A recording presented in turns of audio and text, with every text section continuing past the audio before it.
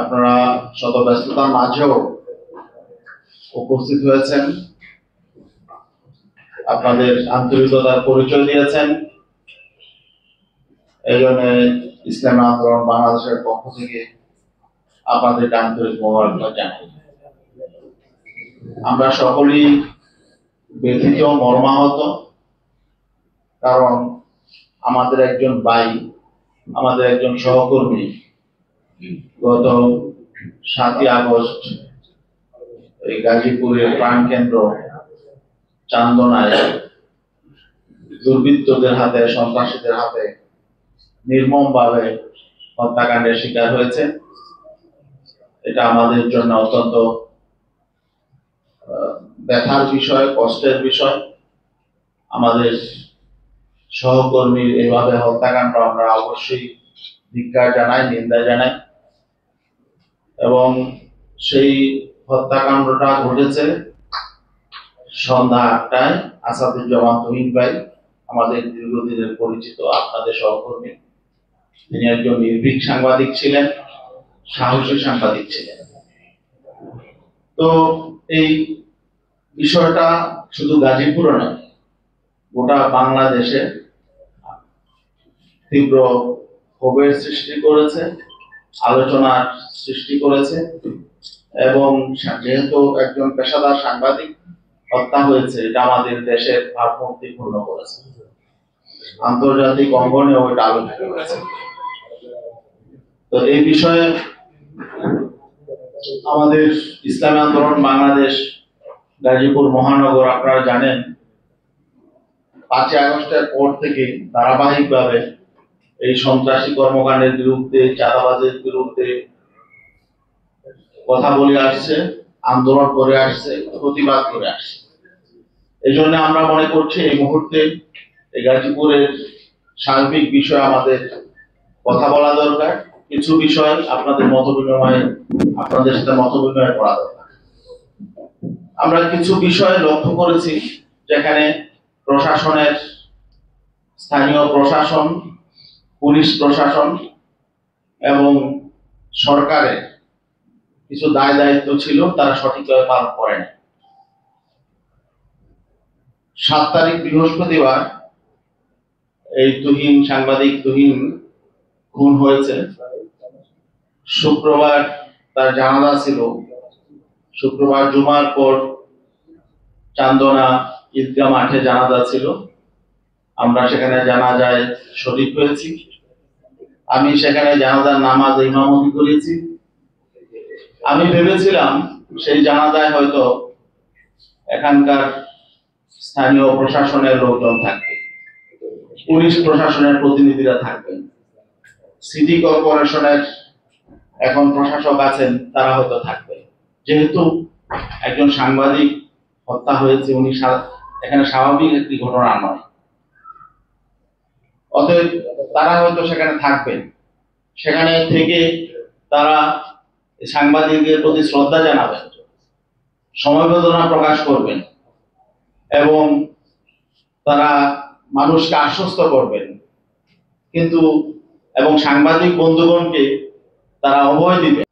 আমার কাছে মনে হয়েছে যে একজন সাংবাদিক খুন হয়েছে, এতে তাদের কোনো বিকার নাই, তার নির্বিকার। আরেকটা জিনিস আমরা লক্ষ্য করেছি, একজন সাংবাদিক তিনি হত্যাকাণ্ডের শিকার হয়েছেন, তার 2টো বাচ্চা আছে, তার বাবা মা, বৃদ্ধ বাবা মা আছে, তার স্ত্রী আছে। তাদের এখন আজকে 7 তারিখ থেকে আজকে 11 তারিখ, 4-5 দিন হয়ে গেল।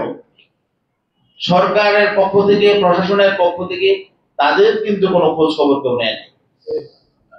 এটারও আমরা নিন্দা জানাই। তিনি পেশাগত দায়িত্ব পালন করতে গিয়ে তিনি খুন হয়েছেন, হত্যাকাণ্ডের শিকার হয়েছেন। তিনি দেশের জন্য, জনগণের জন্য ভূমিকা পালন করেছেন। তিনি, তার দোষ কি এটা যে তিনি সাহসিকতার পরিচয় দিয়েছেন?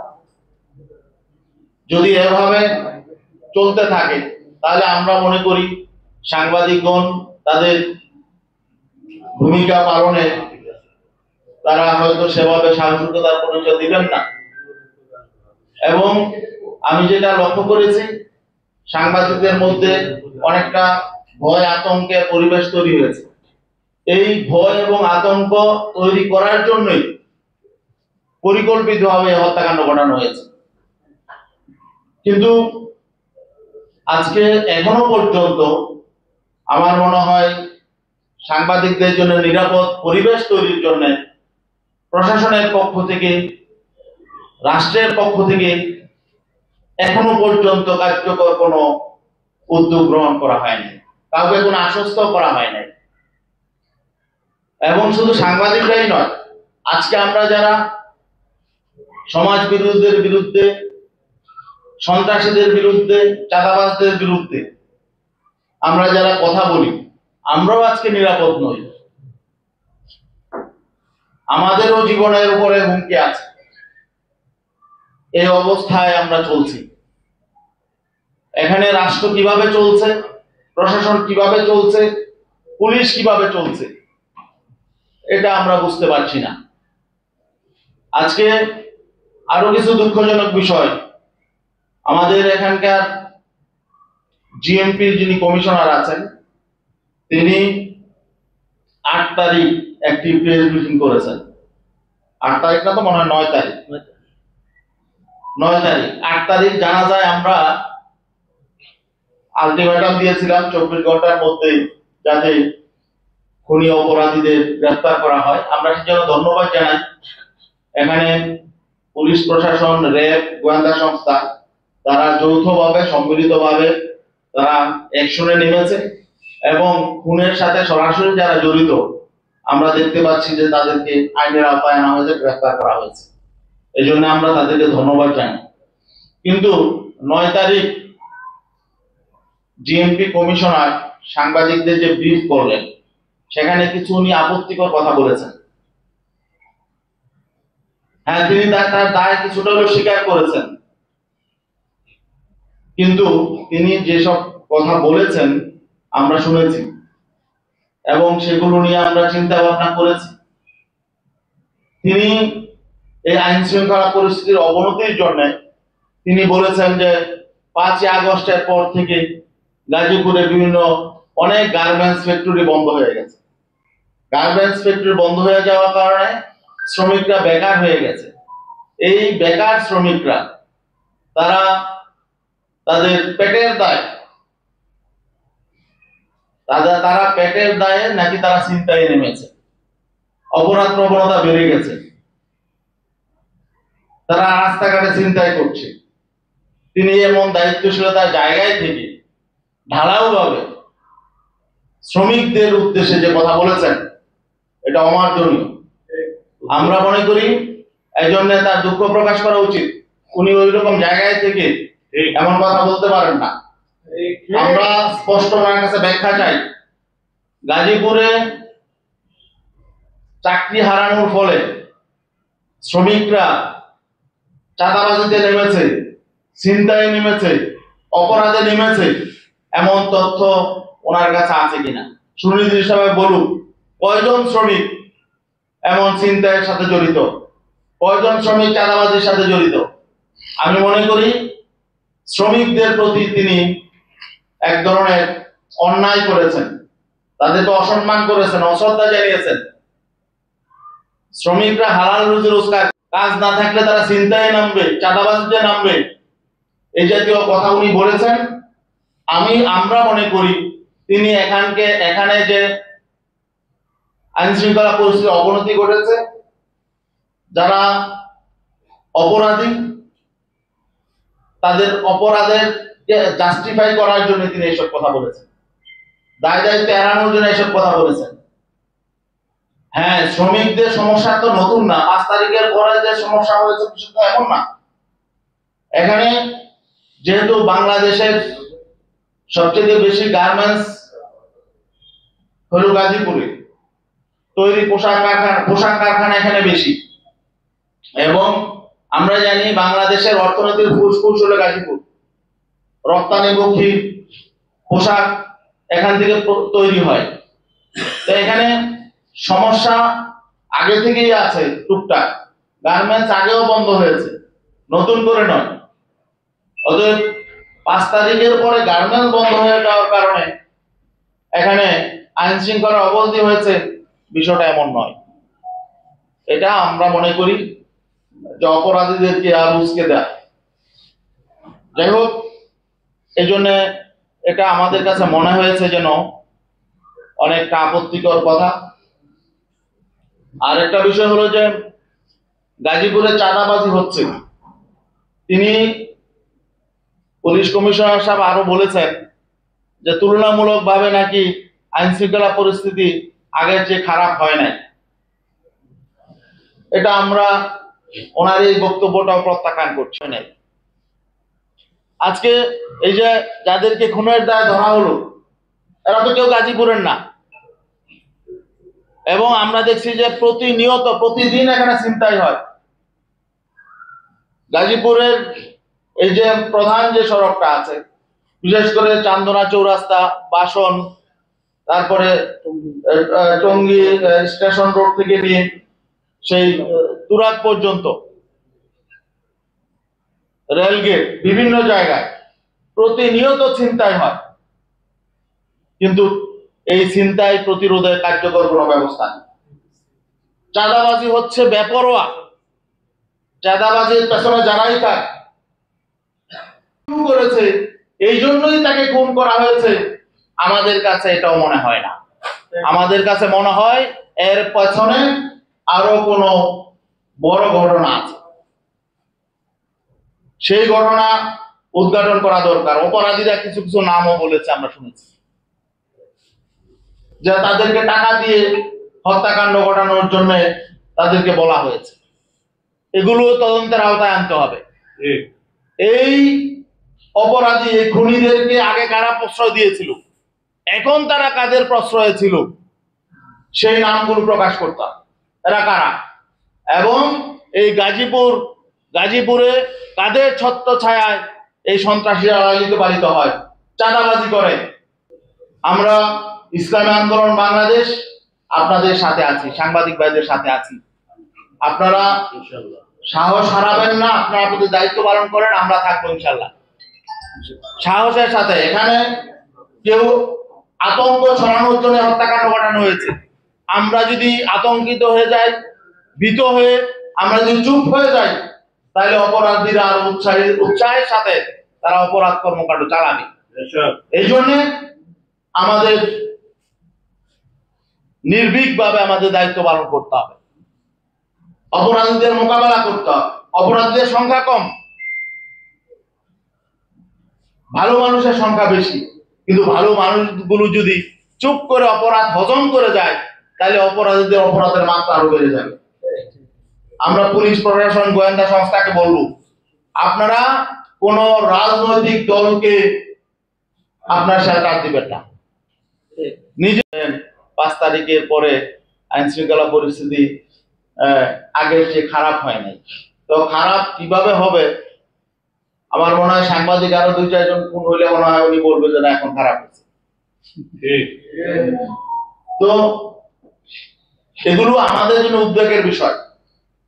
আজকে চাঁদাবাজদের পিছনে কারা আছে, আমার মনে হয় সাংবাদিক বন্ধুগণ এগুলো সামনে নিয়ে আসা দরকার। এখানে আরো নৈরাজ্য হইল মাদকতাকে কেন্দ্র করে। মাদকের ছয়লাভ হচ্ছে, যুব সমাজ ধ্বংস হয়ে যাচ্ছে। এখানে বিভিন্ন রকম অনাচার, ব্যভিচার সহ অপকর্ম বিভিন্ন জায়গায় হচ্ছে। এগুলো পুলিশ প্রশাসন জানে, গোয়েন্দারা জানে, তারপরে নিয়ন্ত্রণের যথাযথ, এগুলো প্রতিকারের যথাযথ উদ্যোগ নাই। আমরা এই গাজীপুরকে নিরাপদ রাখতে চাই। আমরা শুধু গাজীপুর নয়, গোটা দেশটাকে নিরাপদ রাখতে চাই। এই 5ই আগস্ট যে গণ অভ্যুত্থান হলো, একটা পরিবর্তন হলো কেন? একটা নিরাপদ দেশ গড়ার জন্য, মানুষের জন্য উপযোগী একটা জনপদ গড়ার জন্য। সমাজ বিরোধী, রাষ্ট্র বিরোধী, জনবিরোধী যে সমস্ত অপকর্ম আছে, এগুলো আমরা সামনে দেখতে চাই না। আমরা চাঁদাবাজি, দুর্নীতি, দখলদারি এবং সহিংসতা এগুলো থেকে বেরিয়ে এসে আমরা মানুষের জন্য একটা নিরাপদ বাসস্থান আমরা এখানে গড়ে তুলতে চাই। এই জন্য আমাদের সমন্বিত প্রয়াস দরকার। এখানে প্রশাসন যেমন সঠিক ভূমিকা পালন করবে, তারাও সহযোগিতা করবেন। সাংবাদিকগণ তাদের পেশাদারিত্ব বজায় রেখে দেশের জন্য, কারণ আমরা জানি গণমাধ্যম হলো রাষ্ট্রের চতুর্থ স্তম্ভ। এই কর্মকাণ্ড সঠিকভাবে করতে পারবো কি পারবো না এ নিয়ে আমাদের মধ্যে শঙ্কা তৈরি হয়েছে, আমাদের জীবনের শঙ্কা তৈরি হয়েছে। আজকে এই সমস্ত অপরাধীরা যেভাবে বেপরোয়াভাবে অপরাধ কর্মকাণ্ড চালাচ্ছে, অপরাধীদের হাতে যে সমস্ত মারণাস্ত্র চলে গেছে এগুলো উদ্ধার হতে হবে। যে অস্ত্র দিয়ে আজকে ছিনতাই হচ্ছে, মানুষ খুন হচ্ছে, এগুলো রাজনৈতিকভাবে ব্যবহার হবে। এই অপরাধীদেরকে যারা কালো টাকার মালিক, যারা চাঁদাবাজি করে কোটি কোটি টাকা কামাই করেছে, তারা নির্বাচনে ইনভেস্ট করবে। আমরা এই আশঙ্কায় শঙ্কিত। এই জন্য যদি নিরাপদ রাষ্ট্র তৈরি না হয়, নির্বাচনের জন্য যদি লেভেল প্লেইং ফিল্ড না হয়, পুলিশ প্রশাসন যদি নিরপেক্ষ ভূমিকা পালন না করে, সিভিল প্রশাসন যদি নিরপেক্ষ ভূমিকা পালন না করে, তাহলে সামনে সকল রাজনৈতিক দল কিভাবে নির্বাচনে প্রতিদ্বন্দ্বিতা করবে। আমরা এই বিষয়টিও সরকারের প্রতি, প্রশাসনের প্রতি আমরা এই বিষয়টি দৃষ্টি আকর্ষণ করছি যে এই নিরাপদ ব্যবস্থা তৈরি করতে হবে। আর্মি দেশে আছে, ম্যাজিস্ট্রেসি পাওয়ার নিয়ে আছে, কিন্তু আমরা দেখতে পাচ্ছি আসলে এই আর্মি মাঠে থাকার পরেও অপরাধীদের দৌরাত্ম এত বাড়লো কেন? তাহলে আমরা আমাদের পরবর্তী আর কি পদক্ষেপ আমরা নিব? এই জন্য আমার মনে হয় যে সকল বাহিনী মিলে সমন্বিত উদ্যোগ নিয়ে এবং যথাযথ ভাবে এইসব রাষ্ট্রের অপরাধীদেরকে নিয়ন্ত্রণ করা দরকার। আর অপরাধীদের শুধু গ্রেফতার করলে চলবে না। এই যে যাদের বিরুদ্ধে 8টা 10টা 15টা মামলা, এরা কিভাবে বেরিয়ে আসলো, বেরিয়ে এসে আবার খুন করলো, এরা এখন আবার সাংবাদিকদেরকে হুমকি দিচ্ছে তারা পুলিশ কাস্টডিতে থেকে। এগুলো তো আতঙ্কের বিষয়। তার মানে কি, এখন এই যে বিচার ব্যবস্থা, এখানে দেখা যায় যে কোনো বিচার নাই, কিন্তু আপনার সবগুলো আদালত শুধু মামলা কি শুনানি করে, কি বলে এটাকে, জামিন শুনানি করে, শুধু জামিন শুনানি। কারণ সেখানে সকলের ইন্টারেস্ট আছে, সবগুলো আদালত জামিন শুনানি হয়। কোন বিচারের জন্য কোন মানে কি বলে কাউকে শাস্তি দেওয়ার জন্য কোন চূড়ান্ত ভাবে বিচারিক কার্যক্রম কিন্তু চলে না।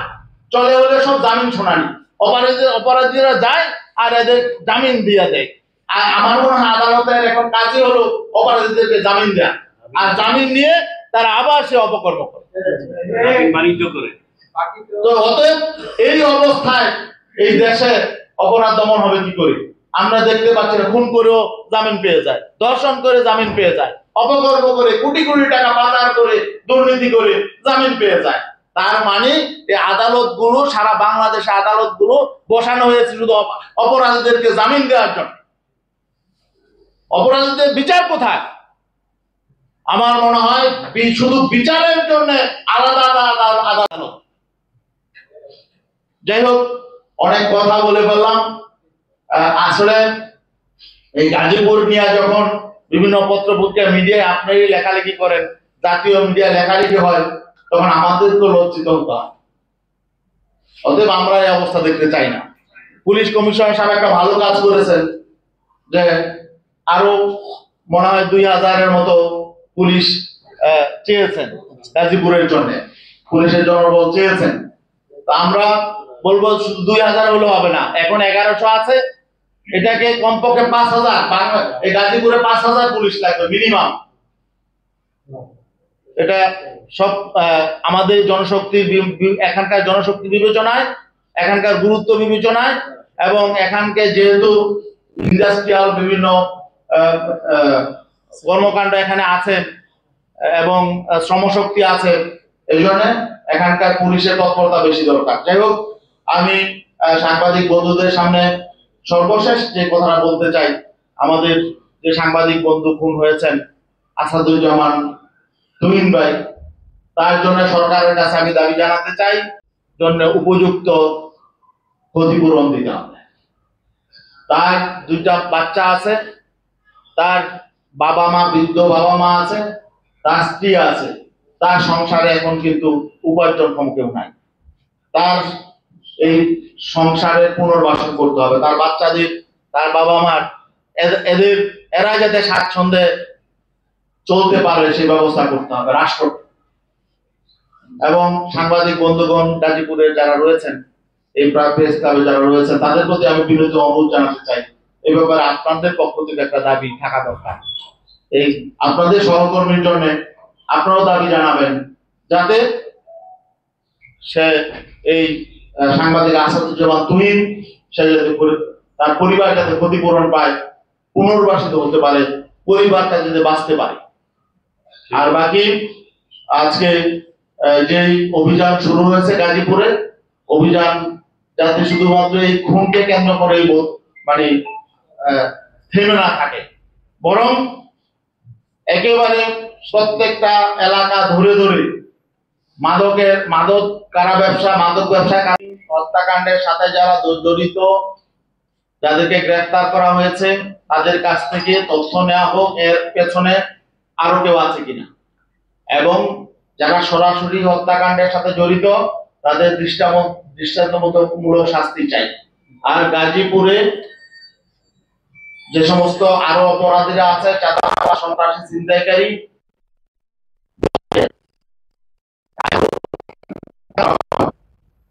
এবং প্রশাসন যাতে কাউকে প্রশ্রয়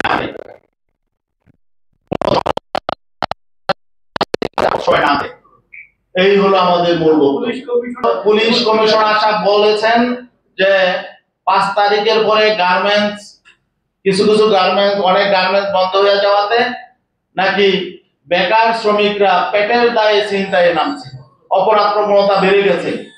এটা ওনার বক্তব্যটা আপত্তিজনক। আমরা মনে করছি যে শ্রমিকদের উদ্দেশ্যে ওনার এরকম আপত্তিজনক বক্তব্য ঠিক নয়, এটা ওনাকে প্রত্যাহার করতে হবে এবং শ্রমিকদের কাছে দুঃখ প্রকাশ করতে হবে। কারণ শ্রমিকরা হালাল রুজি রোজগার করে এবং তারা একটা চাকরি গেলে আরেকটা চাকরি খুঁজে নেয়, তারা রাস্তায় ছিনতাইয়ে নামে না। এই হলো আমাদের বক্তব্য। তাই না? যারা করে সেটা ঠিক না, কিন্তু তারা কিন্তু করার জন্য আবার সেখানে দলীয় শেল্টার আছে এবং পুলিশের সাথে যোগ সাজস।